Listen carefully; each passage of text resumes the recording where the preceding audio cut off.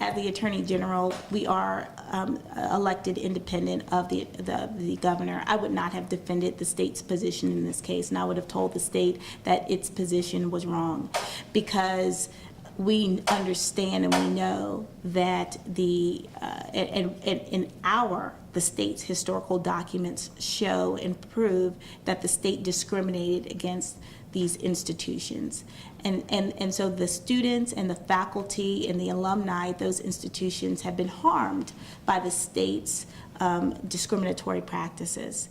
And so what I would have advised is to really to settle the case and come to a reasonable resolution to this matter, as opposed to allowing this case to linger on for 6 or 7 years.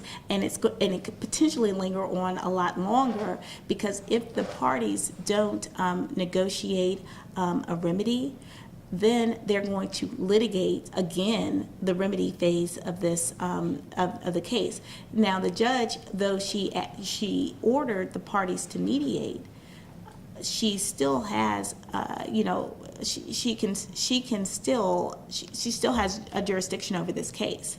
So even though she's ordered the parties to mediate, if that mediation does not work out, they'll go back to the judge and she'll actually order a remedy.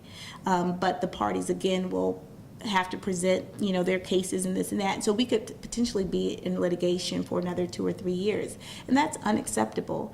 It's unacceptable for the students that attend the universities, unacceptable for the faculty, the alumni. It's unacceptable for the state, because the state right now is in a position where, unlike many states, it is really difficult for plaintiffs in civil rights cases to actually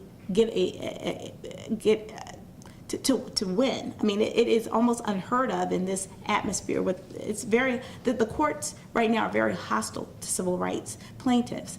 And so the fact that the state of Maryland was found to have not only violated the Civil Rights Act of 1964, but also the U.S. Constitution, the Equal Protection Clause, it's a big deal. And I know that this current administration has tried to downplay it, but this is a significant finding, and it's a historic finding, and it's one that is really an embarrassment to the state of Maryland.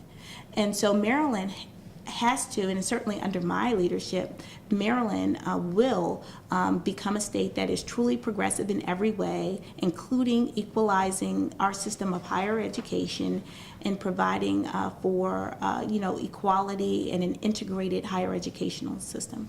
And one last little, I don't want to take a lot of time on this. No. But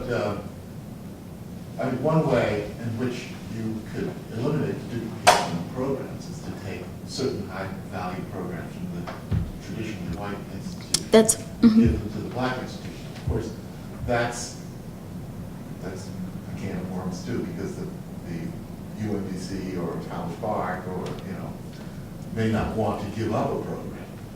So how would you persuade? Well, that's actually one of the recommendations that Judge Blake actually, stated in her decision. So I don't think anything is off limits, but what I do believe is that we have to resolve this. This cannot continue. So my focus as Attorney General would be to counsel the state in, fairly, resolving the issues in this case. And not to continue to defend its actions, not to, appeal the decision of Judge Blake. I think that's certainly not in the best interest of the people of the state of Maryland.